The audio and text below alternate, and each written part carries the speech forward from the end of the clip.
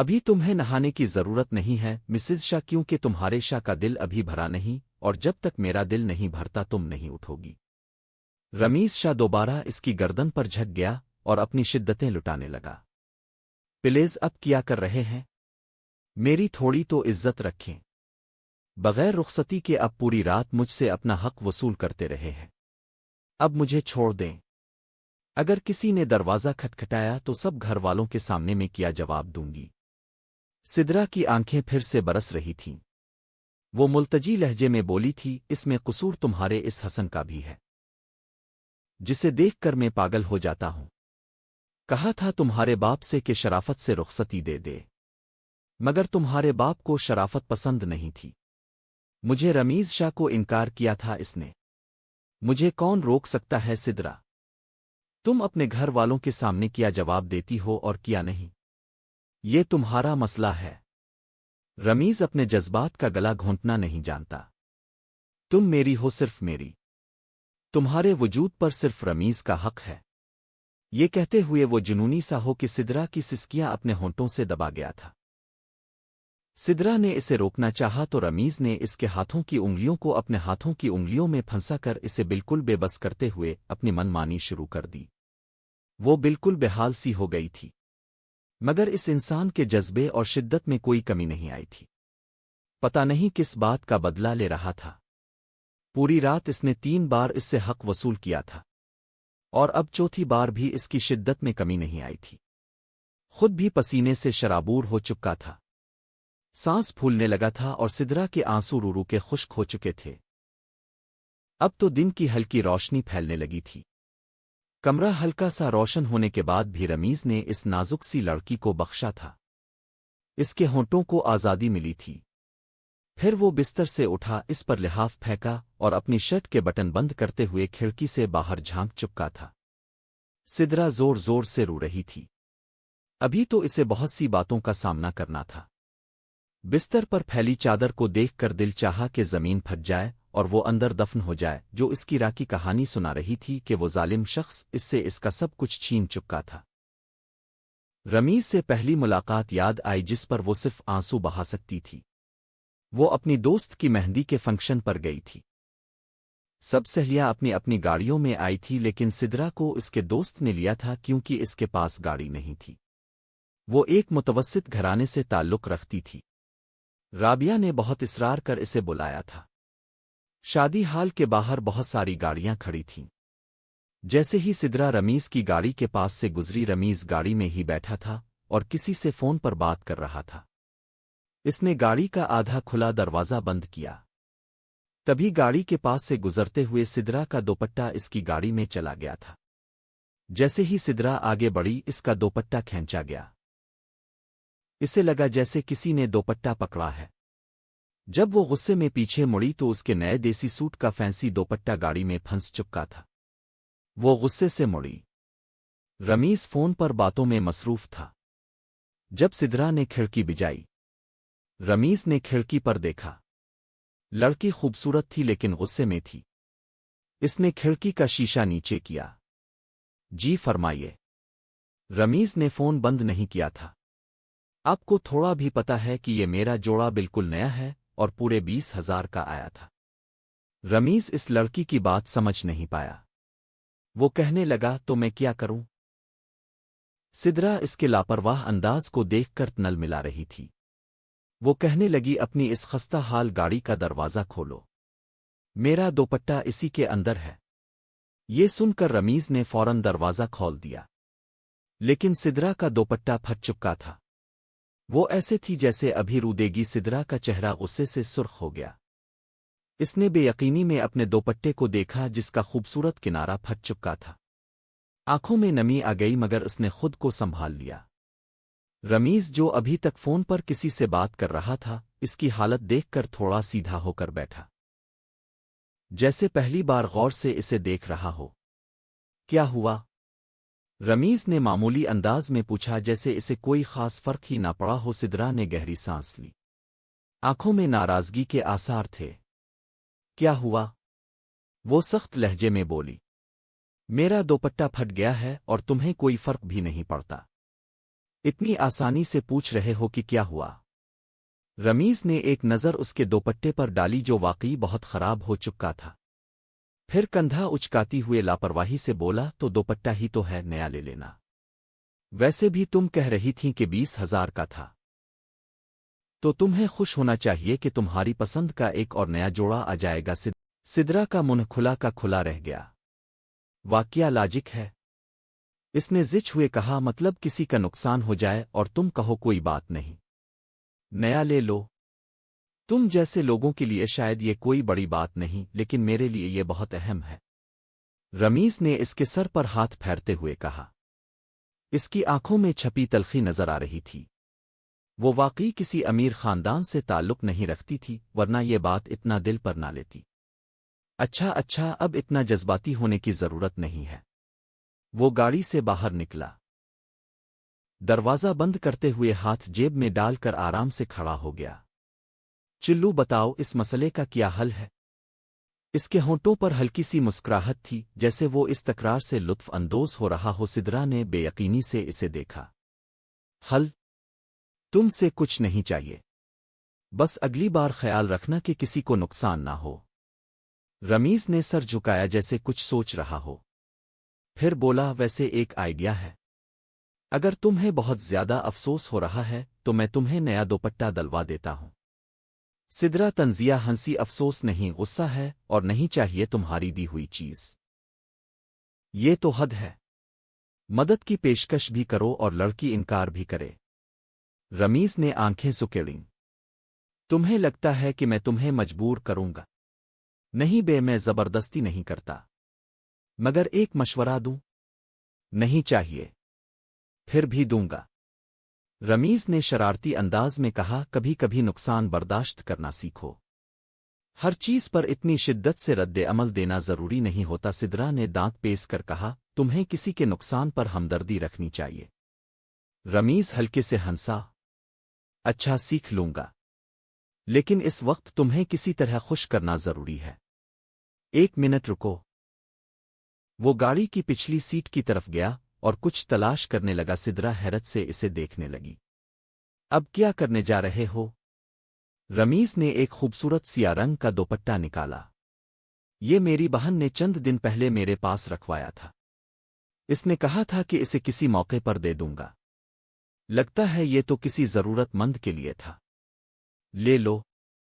اس نے دوپٹہ اس کی طرف بڑھایا۔ سدرا نے بے یقینی سے اس کی طرف دیکھا، پھر دوپٹہ دیکھا اور پھر انکار میں سر ہلایا۔ مجھے تمہاری ہمدردی نہیں چاہیے۔ رمیز نے کندھے اچکائے، پھر کہا، اپنا دوپٹہ سنبھالو اور غصے میں اندر جاؤ۔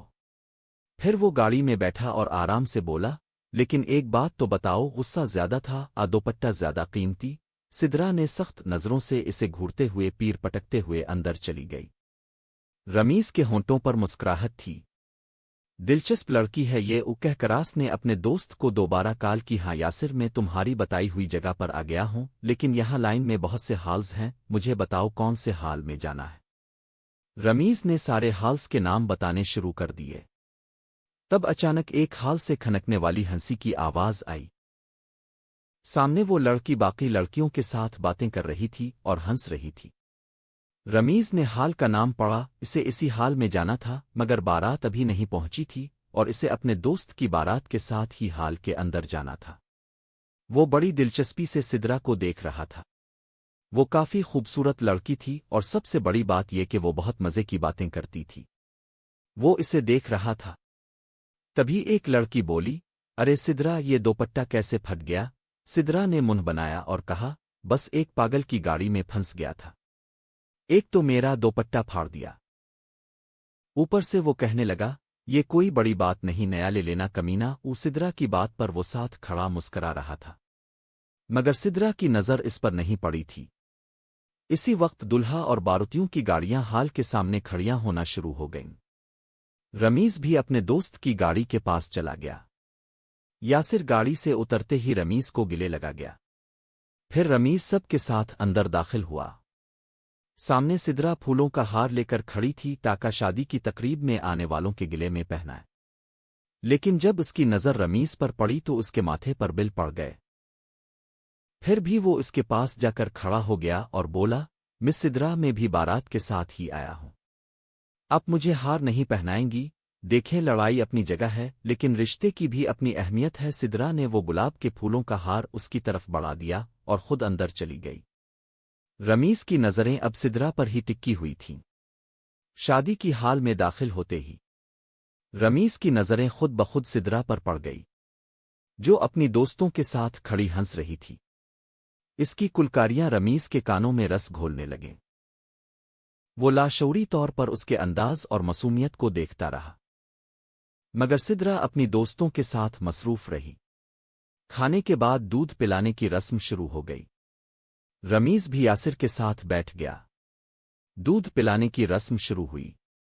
جو ہی سدرا کو پتا چلا کہ رمیز دولہے کا قریبی دوست ہے، اس کی تیوری پھر چڑھ گئی۔ چلو جناب، دولہے کو دودھ پلانے کی رسم پوری کرنی ہے، کسی نے خوشگوار انداز میں کہا۔ سدرا نے رمیز کی طرف دیکھا جو مسکراتے ہوئے بازو باندھے کھڑا تھا۔ یہ رسم زیادہ مہنگی نہ ہو جائے؟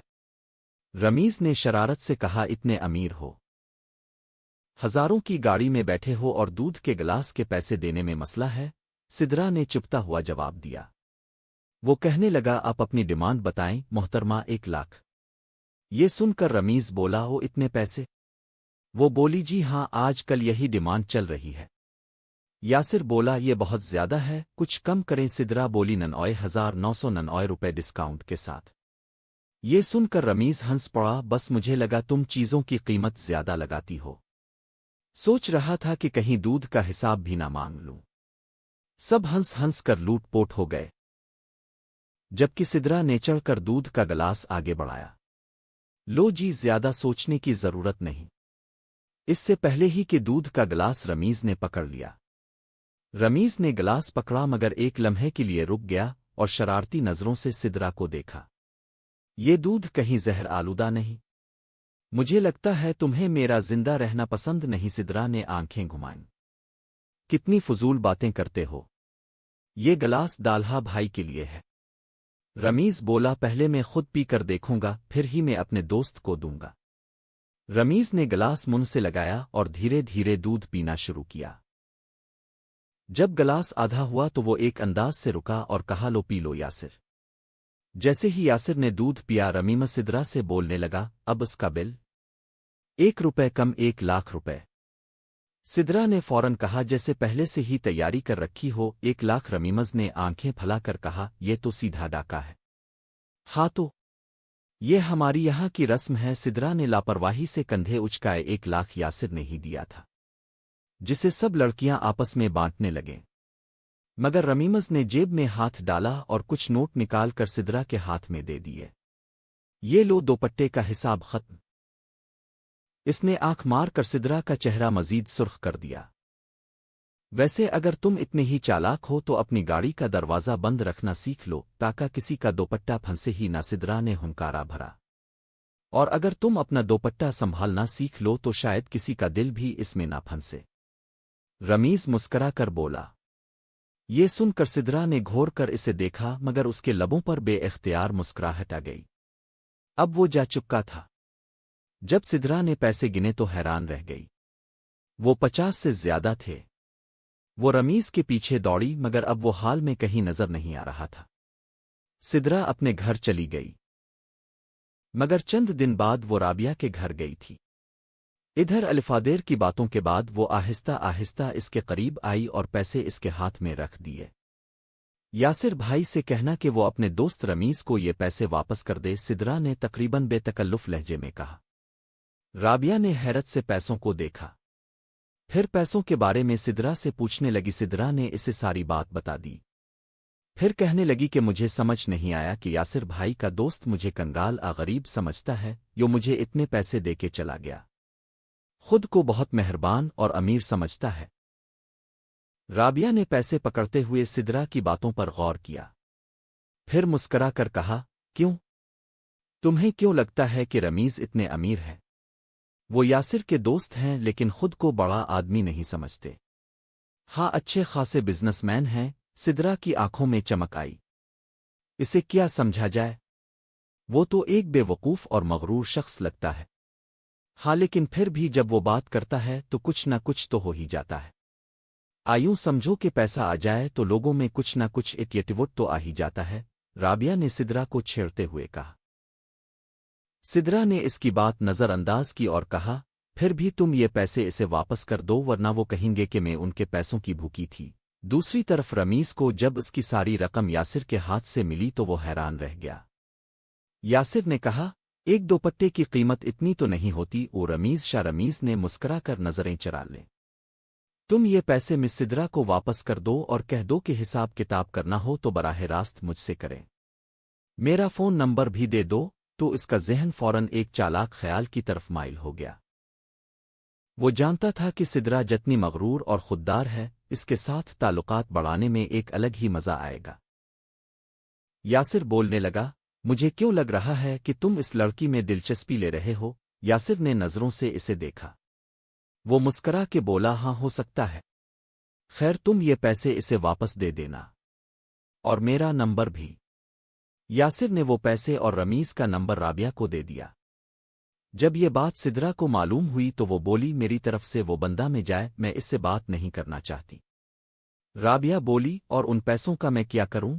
सिद्रा बोली, तुम रख लो। जब 2-3 दिन इंतजार करने के बावजूद भी सिद्रा का फोन रमीज को नहीं आया तो उसने राबिया से सिद्रा का नंबर लेकर इसे कॉल की। फोन इसी ने उठाया था। बड़ी बेनियाजी से बोली, जी कौन? सिद्रा ने अपनी ही लहजे में कहा, मैं आपका मकरूज। रमीज ने अपनी मुस्कुराहट दबाते हुए कहा, क्या? आप कौन है? आपका दापटा फट गया था। मेरी खस्ता हाल फटीचर गाड़ी में आकर याद आया मिस दिलरिबा। रमीज की बात पर वो चढ़ गई थी। वो बोली, मैं आपके सारे पैसे आपको वापस कर चुकी हूं। अब मेरा और आपका सारा हिसाब चाकुत्ता हो चुका है। सिद्रा ने तनक आकर जवाब दिया, ऐसे कैसे हिसाब चाकुत्ता हो गया? अभी हिसाब हुआ कहाँ है? देखें, अब बराह रास्त मेरे साथ बात करें। ये छप्पन छपाई मुझे पसंद नहीं मिस दिलरिबा। रमीज ने अपनी आवाज में एक चमक डाली जैसे वो सिद्रा की तवज्जो हासिल करने की पूरी कोशिश कर रहा हो। देखें मिस्टर एबीसी, जो भी हैं, अब मेरा नाम सिद्रा है, दिलरिबा नहीं। और दूसरी बात, मुझे अब से पैसे नहीं चाहिए। सिद्रा ने लहजे में कहा, पहली बात मिस दिलरिबा के मेरा नाम मिस्टर एबीसी नहीं रमीज शाह है, और दूसरी बात, मुझे आपको दिलरिबा कहना अच्छा लगता है। तीसरी बार मैं आपका एहसान क्यों लूं? मैं कोई कंगाल तो नहीं हूं कि दोपट्टे का कीमत ना दे सकूं। मैं उधार नहीं रखता, इसलिए जब तक आप मुझसे अपने दोपट्टे के पैसे नहीं लेंगी मैं आपका पीछा नहीं छोड़ूंगा। रमीज की ढिठाई पर वो नलमासी गई थी। इंसान हैं। मैंने आपसे कह जो दिया कि पैसे नहीं चाहिए। नहीं, लेकिन मैं दूंगा। मैं क्यों कर्ज रखूं? वो बज़िद था। अच्छा, ऐसा करें, इस नंबर पर मेरा जायज़ कैश अकाउंट है, आप बस इसमें 2000 डाल दें। सिद्रा जान छुड़ाना चाहती थी। अरे, ऐसे कैसे 2000 डाल दूं? आपका इत्नाना कीमती जोड़ा था, पूरे 20,000 का। फिर उसका इतना नालिफा कीमती दोपट्टा जो बेचारा मेरी गाड़ी में आके फट पड़ा। जुर्माना तो ज्यादा होना चाहिए था। इतने बड़े हिसाब किताब ऐसे नहीं होते। मील मुलाकातें करनी पड़ती हैं मिस दिलरुबा जी। शेरटन होटल का रेस्टोरेंट कैसा रहेगा? वहां मिल लेते हैं। रमीज ने कराची के सबसे महंगे होटल का नाम लिया था। सिद्रा को तो ये नाम सुनकर ही आंखें खिल गईं। देखो मिस्टर, मुझसे ज्यादा फरी होने की कोशिश मत करो। तुम जैसे लड़कों को मैं बहुत अच्छी तरह जानती हूं। लड़कियों से फरी होने का ये बहुत पुराना तरीका है, सिद्रा ने मुदाफ़ियाना अंदाज में कहा। तो फिर मिस दिलरिबा, नया तरीका कौन सा है? बताई ना प्लीज। रमीज को इससे बात करके काफी अच्छा लग रहा था। वो आम लड़कियों से बहुत मुख्तलिफ थी।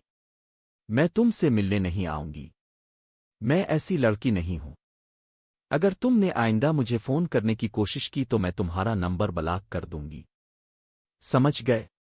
ये कहकर सिद्रा ने फोन बंद कर दिया। रमीज फोन बंद होते ही हंसने लगा था।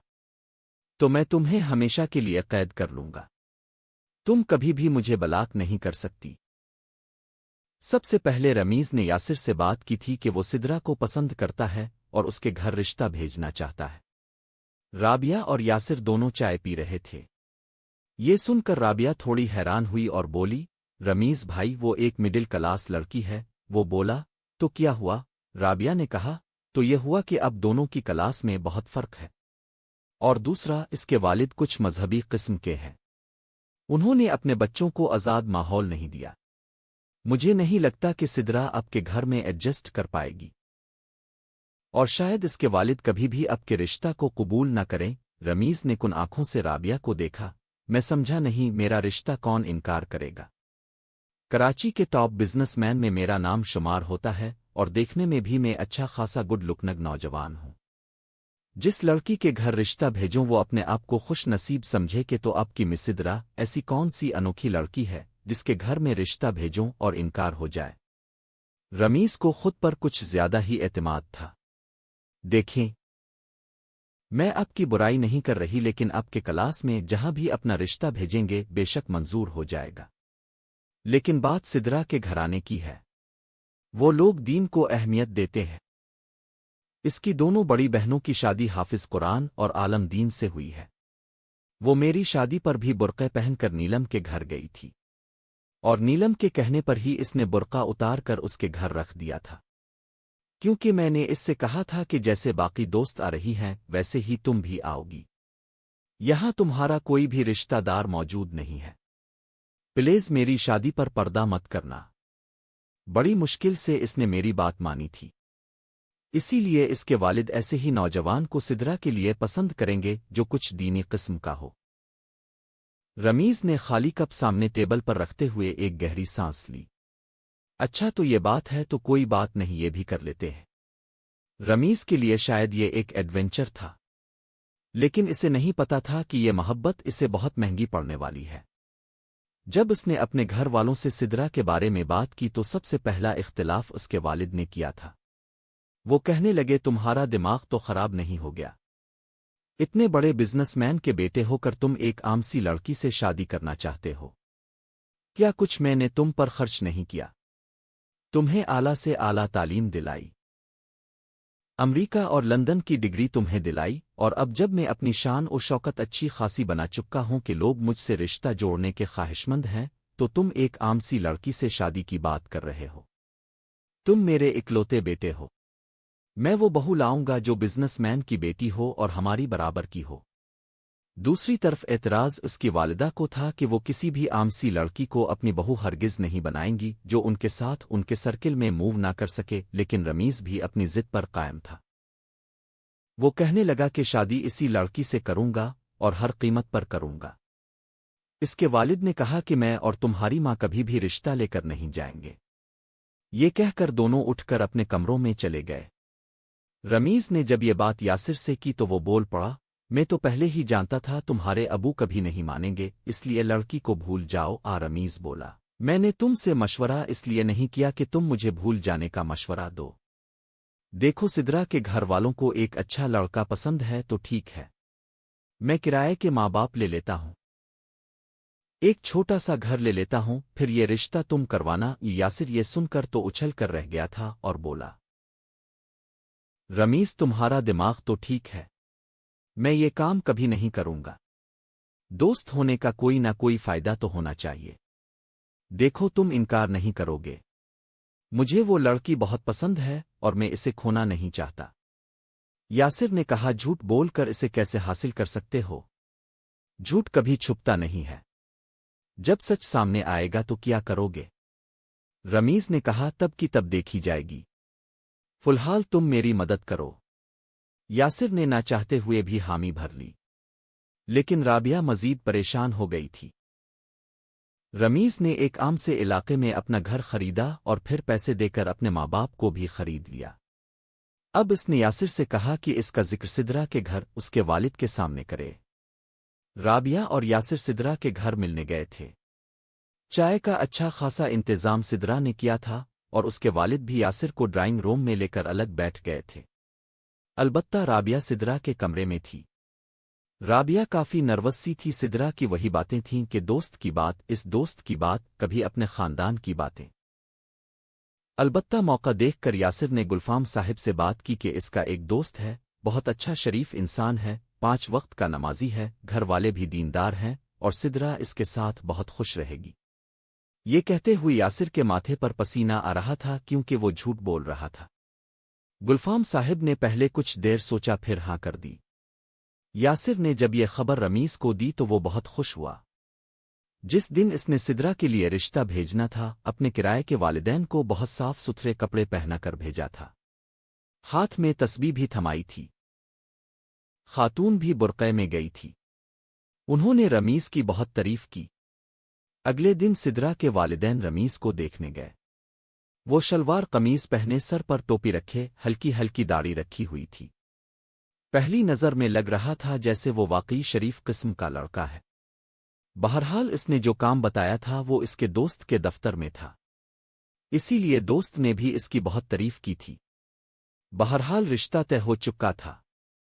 اس دن اس کی خوشی کی کوئی حد نہیں تھی، یہ سوچ اس کے ذہن میں بھی نہیں آئی تھی کہ جب سچائی سامنے آئے گی تو کیا ہوگا۔ وہ اتنا خوش تھا کہ بس جلد از جلد سدرا کو پالے گا۔ لیکن جب اس کے نقلی والدین نے شادی کی بات کی تو سدرا کے والد نے کہا نہیں، وہ 1 سال تک شادی نہیں کریں۔